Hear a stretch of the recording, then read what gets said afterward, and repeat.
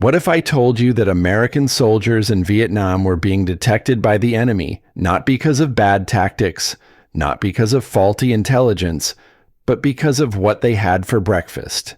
Sounds insane, right? But here's the thing. The Australian SAS figured this out decades ago. And when they tried to warn their American allies, the Pentagon buried the evidence so deep that it took 50 years for the truth to finally surface. Today, we are blowing the lid off one of the most disgusting and shocking secrets of the Vietnam War. A secret that cost thousands of American lives. A secret that the military-industrial complex never wanted you to know. A secret hidden in something as simple as a can of beans and franks. Why did Australian Special Forces refuse to touch American rations? Why did they eat fish paste and rice, while their allies enjoyed comfort food from home? And why did the Viet Cong call these Australians jungle ghosts, men who could move through enemy territory like they were invisible? The answer will change everything you thought you knew about modern warfare. 4 words. That is all it took to shatter one American sergeant's understanding of combat. 4 words whispered by an Australian operator in the middle of the jungle. Mate, they can smell you. What did he mean? How could the enemy literally smell American soldiers coming? And why did the Pentagon classify this information instead of saving lives? If you think you know the real story of Vietnam, think again. Stay with me until the end, because what I am about to reveal is not just military history. It is a scandal, a cover-up, and a lesson that remains deadly relevant to this very day. Let us begin. The American sergeant noticed it on the 3rd day of the joint patrol. The Australian SAS operators were unwrapping small packages from their pockets, while his own men tore into the olive-drab boxes of C-rations that had sustained American forces since World War II. He watched the Australians chewing on strips of dried meat, handfuls of rice mixed with local vegetables, and what appeared to be some kind of fish paste. The smell was pungent, unfamiliar, almost offensive to his American sensibilities. But when he offered one of the Australians a can of beans and franks from his own ration pack, the response shocked him to his core. The Australian patrol leader, a laconic sergeant from Western Australia with 17 months in country, simply shook his head and whispered 4 words that would haunt the American for the rest of his tour. Mate, they can smell you. But those 4 words were only the beginning of a revelation that would shatter everything the American thought he knew about warfare. That whispered warning contained a secret that the United States military would spend years trying to understand, classify, and ultimately bury in the deepest archives of the Vietnam War. The Australian Special Air Service Regiment had discovered something that American forces refused to accept until thousands of body bags had been filled and shipped home. The enemy could literally smell American soldiers coming from hundreds of meters away, not because of poor hygiene, not because of cologne or aftershave, but because of what they ate, and what the Australians knew went far deeper than anyone in the Pentagon was prepared to admit. This is the story of how diet became a weapon of war, how a handful of Australian bush soldiers figured out something that the entire Pentagon logistics apparatus had missed, and why this knowledge was systematically suppressed for decades after the conflict ended. It is a story of arrogance, of cultural blindness, and of the terrible price paid when military bureaucracy refuses to learn from unconventional allies. The Vietnam War produced countless legends about American military might, about helicopter gunships and B-52 bombers reducing jungle to moonscape, about the awesome firepower of the greatest military machine the world had ever seen. But in the silent spaces between those explosions, in the triple canopy darkness where the real war was fought meter by meter, a different kind of battle was taking place. And in that battle, the Americans were losing in ways they did not even understand. But what the Australians discovered would expose the fatal flaw at the heart of American military doctrine. The first Australian SAS patrols arrived in South Vietnam in 1966, and from the very beginning, they approached the war differently than their American allies. While American forces were establishing massive base camps with hot showers, cold beer, and mess halls serving stateside-style food, the Australians were conducting experiments that would have seemed bizarre to conventional military thinking. They were testing what happened to the human body when you changed its chemical composition through diet. The science behind this revelation was not complex, but it required a willingness to think about warfare in ways that the industrialized American military simply could not grasp. The human body is essentially a chemical factory, constantly processing inputs and producing outputs. Everything you eat affects not just your energy levels and physical performance, but also your scent signature. Your breath, your sweat, your urine, even the gases released by your digestive system all carry distinct chemical markers that can be detected by trained noses. And that was precisely what the Viet Cong had learned to exploit with devastating effectiveness. The Viet Cong and North Vietnamese army soldiers had been living in the jungle for years, sometimes decades. They had adapted to an environment where survival depended on the ability to detect threats before being detected. Their diet consisted almost entirely of rice, fish, vegetables, and fermented condiments. Their bodies had become attuned to the background scent of the jungle itself. And into this environment came American soldiers eating food that might as well have been from another planet. The standard C-ration of the Vietnam era contained items that were deeply comforting to American soldiers raised on the cuisine of the 1950s and 60s. Beans and franks. Ham and lima beans, the infamous ham and mothers as the troops called it. Pound cake, peanut butter, cheese spread, chocolate bars, fruit cocktail in heavy syrup, and perhaps most significantly, cigarettes and coffee.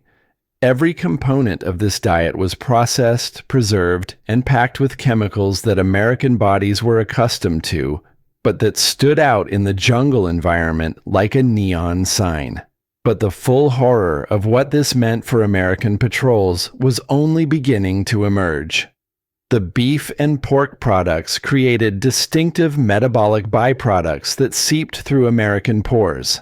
The cheese and dairy components, almost entirely absent from Asian diets, produced breath markers that lingered for hours after consumption. The preservatives and artificial flavorings created chemical signatures unlike anything found in the natural environment. And the cigarettes, generously included in every ration pack and smoked constantly by American troops, left a cloud of detection around every patrol. Australian SAS veterans would later describe American units as reeking, not in the way of unwashed bodies, but in a more fundamental chemical sense. One veteran recalled patrolling through an area where an American unit had passed 3 days earlier and still being able to smell their trail. The scent of processed meat, of sweet preservatives, of tobacco smoke, hung in the humid jungle air like an invisible banner announcing American presence. And yet, this terrifying vulnerability was only one piece of a much larger puzzle. The breakthrough came from an unlikely source, the Aboriginal trackers who served with Australian units. These men possessed skills that seemed almost supernatural to observers, abilities to read the jungle that came from 40,000 years of continuous human habitation of the Australian bush. When asked how they tracked enemy forces, the Aboriginal soldiers explained something that should have been obvious but had been overlooked by generations of European military thinkers. They followed the smell. Every human being leaves a scent trail. In the wet tropical jungle, where humidity keeps molecules suspended in the air for hours, these trails can be followed like a highway. The Aboriginal trackers could distinguish between the smell of a single man and a group, between someone who had passed an hour ago and someone who had passed a day ago, between local inhabitants and outsiders. And when they began working with American forces, they made a startling observation.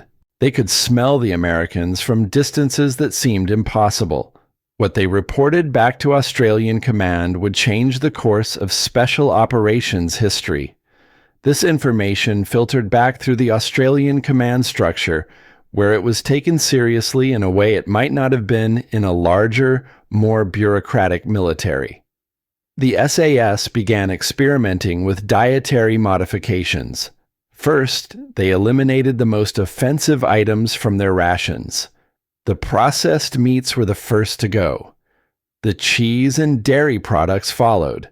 The candy bars and sweet desserts were replaced with alternatives that would not create such distinctive metabolic signatures. But elimination was only the first step. The Australians realized that to truly disappear into the jungle environment, they would need to eat what the jungle provided. They began studying the diets of local Vietnamese villagers, of the Montagnard Hill tribes who had lived in the Central Highlands for centuries, of the enemy forces they were hunting. They started incorporating rice as their primary carbohydrate source. They learned to prepare and eat the fish sauce that permeated Vietnamese cuisine, the pungent nuoc mam that American soldiers found revolting but that would make their own scent signature blend with the local population. The transformation was agonizing, but the results would prove nothing short of miraculous. The adaptation was not pleasant. Soldiers raised on steak and potatoes had to adapt their digestive systems to unfamiliar foods. There were cases of gastric distress, of soldiers weakened at critical moments by their rebellious intestines. But over time, the patrols that adopted these dietary changes began to notice something remarkable. Their contact rates dropped. They were achieving surprise against enemy forces that had previously seemed to detect every patrol. They were becoming invisible. But the dietary revolution was merely the foundation for something far more comprehensive and disturbing. American soldiers did not just smell like their food. They smelled like their entire logistical infrastructure. The soap they used, manufactured in American factories with American chemical formulations, left residues on their skin that persisted for days. The insect repellent they slathered on exposed skin contained compounds that could be detected at remarkable distances.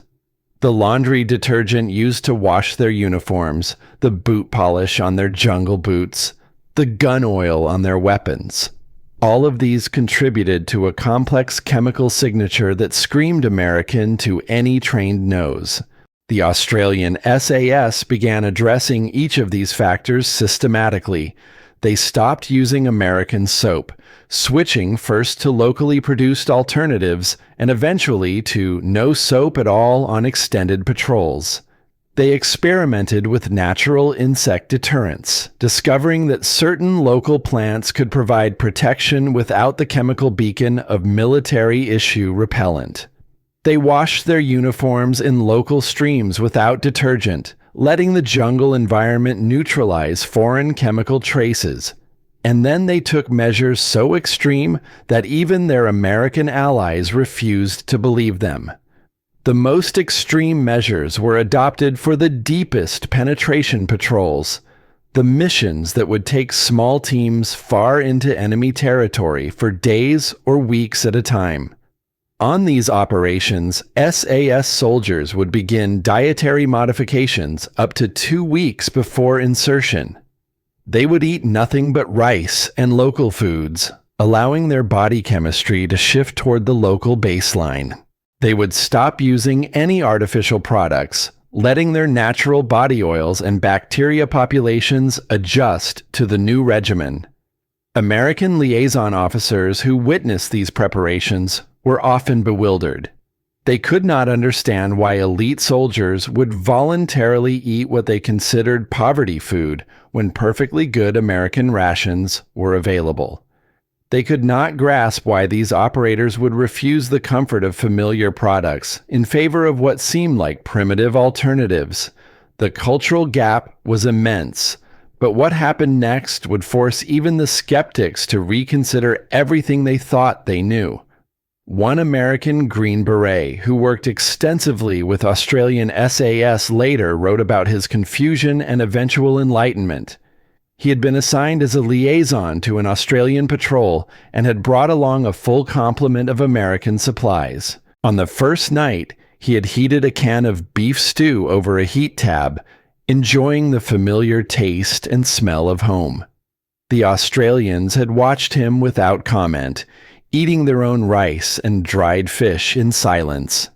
The next morning, the patrol leader had taken him aside and explained in the blunt Australian manner that left no room for diplomatic softening that he had just announced their position to every enemy soldier within a kilometer. The smell of that stew, the American was told, had spread through the jungle like a dinner bell. If they made contact today, it would be his fault. The American was skeptical at first, but what he witnessed over the following days would shatter his skepticism forever. On subsequent patrols, as he adopted their dietary practices and observed the results, he became a believer. He watched as Australian patrols passed within meters of enemy positions without being detected. He saw the confusion on captured prisoners' faces when they realized how close Australian soldiers had been without triggering any alarm.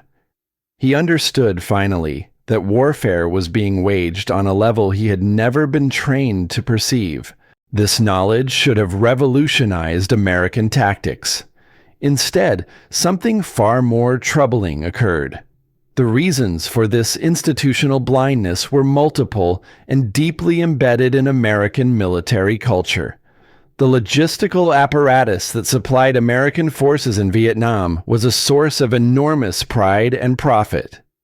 The system that could deliver hot meals and cold Coca-Cola to bases in the middle of a war zone was considered a triumph of American industrial might. The companies that produced C-rations had contracts worth hundreds of millions of dollars. The entire support structure was built around providing American soldiers with American products, and no one wanted to hear that these products were getting soldiers killed. There was also a cultural dimension that proved impossible to overcome. American military leadership simply could not accept that their methods were inferior to those of a smaller ally. The suggestion that American soldiers should eat rice and fish sauce like Asian peasants was treated as almost offensive. It contradicted everything the military believed about the relationship between logistics and morale, between comfort and combat effectiveness. And so the Pentagon made a decision that would cost countless American lives. The Australian experience was classified, studied by small groups of special operations analysts, and then quietly filed away. When American Special Operations Forces sought information about Australian methods, they were given limited access. The full extent of the dietary revolution and its implications was never widely disseminated. It became one of many secrets of the Vietnam War, buried under layers of classification and institutional embarrassment. But the Australians continued to refine their techniques, and the results they achieved would eventually become impossible to ignore. The kill ratio tells only part of the story, but it is a part that demands attention. Australian SAS achieved combat results that dwarfed anything American Special Operations could match. Small patrols of 4 to 6 men consistently engaged and destroyed enemy forces many times their size. They did this while suffering casualties so low that Pentagon analysts initially suspected the Australians were falsifying their reports. One famous patrol, which has been studied in military academies around the world, involved a 5-man SAS team operating deep in enemy territory for 11 days. During this period, they accounted for confirmed terminations of 37 enemy soldiers, while suffering 0 casualties themselves. They accomplished this through ambush tactics that achieved complete surprise against forces that should have had every advantage. And the foundation of that success was something the American military refused to accept. The dietary discipline was only one factor in Australian effectiveness, but it was a foundational one. It enabled all the other tactical advantages that SAS patrols developed. The ability to move silently meant nothing if the enemy could smell you coming. The skill in reading the jungle was useless if you were broadcasting your position through every pore. The legendary patience of Australian bush soldiers, their willingness to remain motionless in ambush for hours or days, was only valuable if that stillness actually provided concealment. American forces occasionally achieved similar results, particularly the long-range reconnaissance patrols that adopted some Australian practices. But these successes were isolated, dependent on individual commanders who were willing to challenge institutional orthodoxy, and they were never systematically incorporated into American doctrine. But the Australians were about to take their methods to an even more extreme level. The comprehensive environmental adaptation extended far beyond simple food choices. Australian SAS developed the concept of becoming part of the jungle rather than fighting against it. This meant accepting discomforts that American forces would never tolerate. It meant embracing local conditions rather than trying to recreate a little piece of America in the combat zone. The physical transformation of SAS soldiers on extended operations was remarkable to observe. They would enter the jungle looking like any other Western soldiers, pink-skinned and clean-shaven and smelling of processed civilization. After 2 weeks of living on local food and using no artificial products, they emerged changed. Their body chemistry had shifted. Their skin had taken on the tones of the jungle itself, stained by vegetation and earth. Their scent had merged with their environment to a degree that seemed almost supernatural. What the Vietnamese called these transformed soldiers would become the stuff of legend. The most dramatic manifestation of this transformation was the phenomenon that Vietnamese civilians and even enemy soldiers called Ma Rung, the jungle ghosts. These were SAS patrols that had achieved such perfect environmental adaptation that they moved through contested areas without leaving any trace that untrained observers could detect. Villages would be visited in the night by men who left no sign of their passage. Enemy camps would wake to find that someone had been among them without triggering any alarm. The psychological impact of these operations extended far beyond their tactical value. Enemy soldiers began to believe that the Australians possessed supernatural powers. Rumors spread through Viet Cong units about ghosts that could appear and disappear at will, that could pass through perimeter guards without being seen or heard or smelled. But the methods required to achieve this ghost-like capability were almost too demanding to believe. The specific details of Australian field diet during extended operations reveal how seriously this issue was taken. Patrols typically carried a base load of rice, enough for the duration of the mission, supplemented by dehydrated local foods. Fish sauce was carried in small containers, providing both flavoring and crucial sodium replacement in the tropical heat. Dried shrimp and fish provided protein without the scent signature of cured Western meats. Fresh food was gathered from the jungle itself when possible. Australian soldiers learned to identify and consume dozens of edible plants, insects, and small animals found in Vietnamese forests. This served multiple purposes, reducing the amount of food that needed to be carried, providing variety in a monotonous diet, and further aligning body chemistry with the local environment. And yet, even these measures were not enough for the most sensitive operations. Water discipline was equally rigorous. American forces typically treated water with iodine tablets that left both taste and chemical traces. Australians experimented with various purification methods that would not compromise their scent signature, eventually developing techniques using local plant materials and careful source selection. The streams and water sources of Vietnam were often contaminated, and finding safe water without chemical treatment required knowledge that took months to develop. The tobacco problem was addressed with characteristic Australian directness. Smoking was simply prohibited on most patrols. Soldiers who could not give up nicotine were encouraged to do so well before deployment, allowing their bodies to clear the chemical markers that smoking produced. Those who continued to smoke between operations were required to abstain for at least a week before mission commencement. But the psychological cost of these restrictions pushed some soldiers to their breaking point. This prohibition was psychologically difficult for many soldiers. The combat environment was intensely stressful, and nicotine provided one of the few reliable methods of managing that stress. But the SAS leadership enforced the ban ruthlessly, understanding that a moment of comfort could cost lives. Soldiers learned to cope with stress through other means, through the meditative patience of the ambush, through the camaraderie of shared hardship, through the grim satisfaction of survival. Coffee and tea presented similar challenges.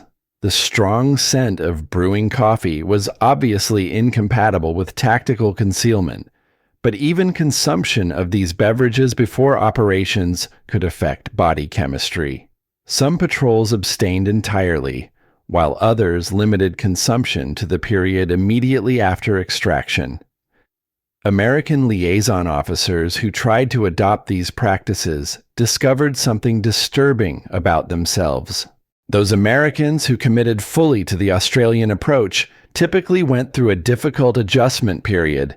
The first days without tobacco were miserable. The unfamiliar diet caused digestive problems. The absence of sweet, fatty American food left them feeling deprived in ways that went beyond simple hunger. But those who persevered reported that the adjustment eventually became complete, that their bodies adapted to the new regimen, and that they began to understand warfare in ways they had never imagined. The perceptual shift was perhaps the most significant change. Soldiers whose own scent signature had been neutralized began to develop sensitivity to the scent signatures of others. They could smell enemy troops at distances that would have seemed impossible before. They could detect the difference between a trail recently used and one abandoned for days. They had become something that most soldiers would find deeply unsettling. They became predators in the truest sense, using every sensory modality to hunt human prey. This heightened awareness extended beyond scent to encompass all the subtle signals that the jungle provided. The breaking of a twig, the flight pattern of disturbed birds, the slight wrongness in the jungle soundscape that indicated something out of place. All of these became readable to operators who had achieved environmental integration. The psychological dimension of this transformation was significant and somewhat disturbing. Soldiers who became truly effective in this mode of warfare often described a fundamental change in their relationship to other human beings. They had learned to think of enemy soldiers as prey, to track them and ambush them and terminate them with the efficiency of apex predators. But this transformation came with a price that would only become clear years later. Australian military psychologists who studied returning SAS veterans found patterns of adaptation and maladaptation that were distinct from those seen in conventional soldiers. The bush soldiers had undergone a more complete transformation. had become something different in ways that were difficult to reverse. Some were never able to fully return to civilian modes of being. Others found that their heightened awareness remained useful in civilian pursuits, making them exceptionally effective in fields requiring attention to subtle environmental cues. But these were problems for after the war. During the conflict itself, the dietary discipline and environmental adaptation gave Australian SAS capabilities that no amount of American firepower could match, and the intelligence they gathered would prove even more valuable than the enemies they eliminated. The intelligence value of SAS patrols was particularly significant. Because they could move undetected through enemy-controlled territory, they could observe and report on enemy activities that remained invisible to American collection efforts. They could identify targets for airstrikes with precision that reduced wasted ordnance. They could assess the results of operations while American forces were still relying on dubious after-action reports. American commanders who had access to Australian SAS reporting came to rely on it heavily, even as they resisted adopting the methods that made it possible. There was a cognitive dissonance in this relationship that was never fully resolved. The Americans wanted the product without accepting the process. They wanted the intelligence without transforming their own forces to generate it. But the reasons for American resistance went deeper than mere institutional stubbornness. The reasons were partly practical. The logistics of feeding 500,000 soldiers rice and fish sauce would have been challenging, but they were mostly cultural and institutional. The American way of war was built on industrial production and technological superiority. The idea that a soldier's effectiveness could be enhanced by eating less like an American and more like the enemy he was fighting contradicted fundamental assumptions about American superiority. This was an intolerable conclusion for an institution built on the premise that American methods were universally superior. And so the knowledge remained confined to small communities of special operators who learned it firsthand, to classified studies that gathered dust in Pentagon archives, to veterans who told stories that were rarely believed. And then the war ended, and the secrets were buried even deeper. The post-war fate of this knowledge reflects broader patterns in how military institutions learn, or fail to learn, from experience. The immediate aftermath of Vietnam was characterized by an institutional desire to forget. The war had been a traumatic failure, and the military establishment preferred to focus on the conventional threat from the Soviet Union, rather than dwell on the unconventional challenges that had proven so difficult in Southeast Asia. The Australian experience was studied by a small community of special operations professionals who recognized its value. Elements of the dietary and environmental adaptation techniques were incorporated into training programs for elite units. But these lessons remained confined to specialized communities rather than being disseminated throughout military education. But decades later, the same mistakes would be repeated with devastating consequences. When the United States again found itself engaged in counterinsurgency operations, first in Central America and later in the Middle East, some of these lessons were rediscovered. The importance of cultural adaptation, of understanding and engaging with local populations, of operating in ways that minimized rather than maximized foreign presence. All of these insights had to be learned again because they had not been preserved from Vietnam. The dietary dimension specifically was never fully incorporated into American military thinking. Even in the post-September 11th era, when American Special Operations Forces achieved levels of capability and operational tempo that would have seemed impossible during Vietnam, the comprehensive environmental adaptation practiced by Australian SAS was never replicated. And in certain environments, American soldiers continued to pay the price. Recent conflicts have provided reminders of this enduring reality. In Afghanistan, Taliban fighters operating in rural areas developed capabilities for detecting foreign forces that included scent-based methods. In the Philippines, in various African conflicts, in any environment where indigenous forces confront foreign military presence. The fundamental asymmetry identified by Australian SAS remains relevant. The outsider smells different, and that difference can cost lives. The contemporary American Special Operations community has incorporated some lessons from the Australian experience, but the comprehensive approach remains foreign to American military culture.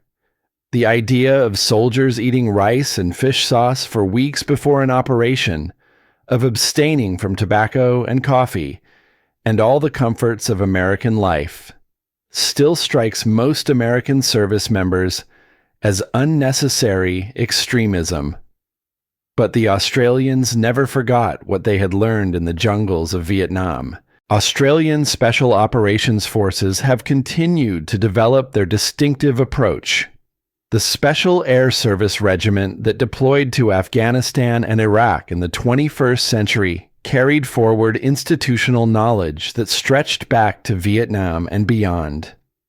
They continued to emphasize environmental adaptation, cultural immersion, and the kind of comprehensive preparation that allowed small teams to achieve disproportionate effects. They remained, in many ways, more capable of certain kinds of operations than their much larger American allies. The story of the SAS Dietary Revolution contains lessons that extend far beyond military affairs.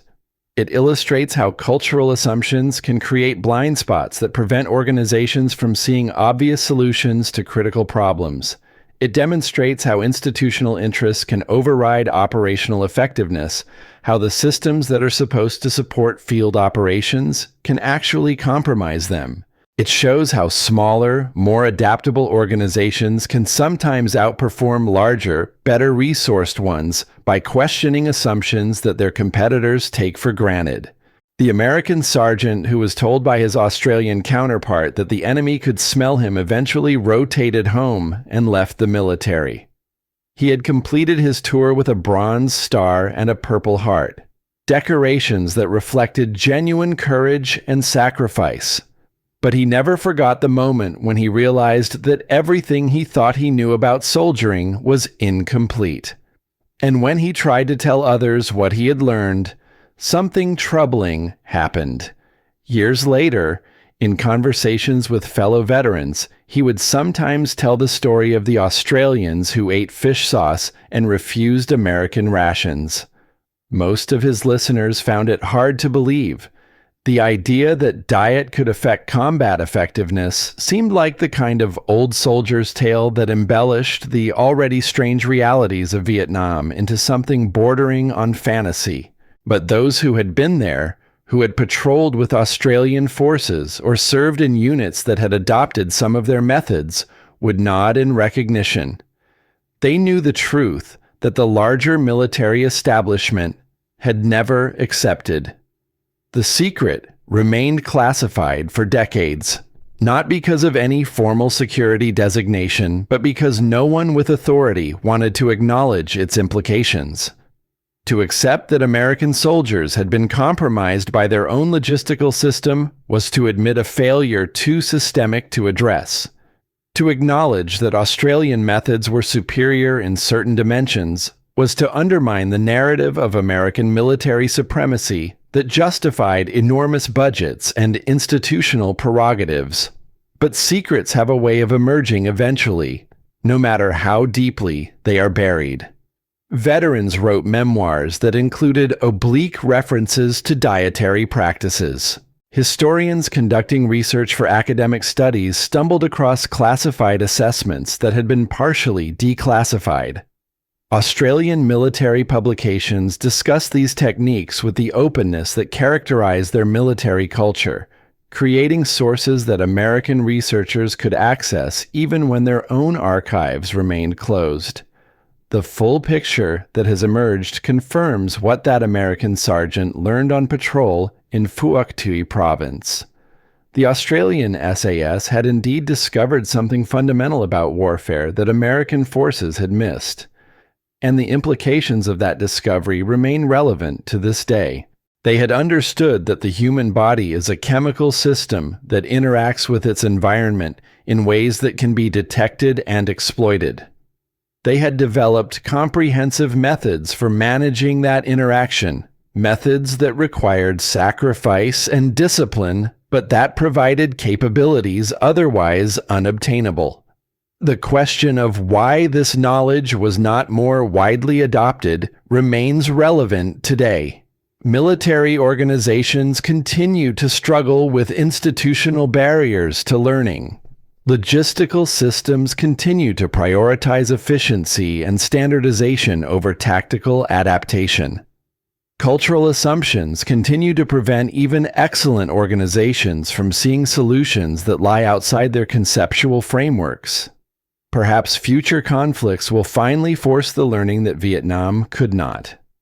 Perhaps the American military will eventually develop the institutional flexibility to incorporate lessons from unconventional allies. Perhaps the cultural barriers that have prevented adaptation will eventually erode under the pressure of operational necessity. But if Vietnam is any guide, such learning will come slowly, if it comes at all, purchased at the price of lives that might have been saved if wisdom had arrived sooner. In the meantime, somewhere in the world tonight, soldiers are preparing for operations that will require them to move undetected through hostile environments. Some of them carry the institutional knowledge that Australian SAS developed in Vietnam. Others carry the assumptions of industrial military culture, the confidence that technology and firepower will overcome any obstacle. The outcomes of their operations may depend on which approach they have adopted. The enemy can still smell you. The question is whether you know it, and whether you are willing to do what is necessary to disappear. That was the lesson the Australian SAS learned in the jungles of Vietnam. It was a lesson they tried to share with their American allies, mostly without success. It remains a lesson worth remembering. The 4 words that the Australian sergeant whispered to his American counterpart contained a lifetime of tactical wisdom distilled into the simplest possible form. Mate, they can smell you. In those words was an entire approach to warfare, an understanding that effectiveness requires becoming part of the environment rather than fighting against it, that sometimes the greatest tactical advantage comes not from what you carry, but from what you are willing to give up. The Americans never fully learned this lesson, and the price of that failure can be measured in names carved on a black granite wall in Washington, in families who never knew why their sons and brothers and fathers did not come home, in a war that might have ended differently if one simple truth had been accepted. The next time you open a package of processed food and smell the distinctive aroma of industrial civilization, consider that you are experiencing something that the enemy might also be able to detect. Consider that the systems designed to support you might also be compromising you in ways you do not perceive. Consider that somewhere, someone has figured out that the way you eat is the way you can be found. And found in war often means eliminated. That is the disgusting secret the Australian SAS discovered in Vietnam. That is why they refused to eat American rations. And that is why, 50 years later, this knowledge remains one of the most important and least understood lessons of that terrible war. Mate, they can smell you. The question is what you are going to do about it.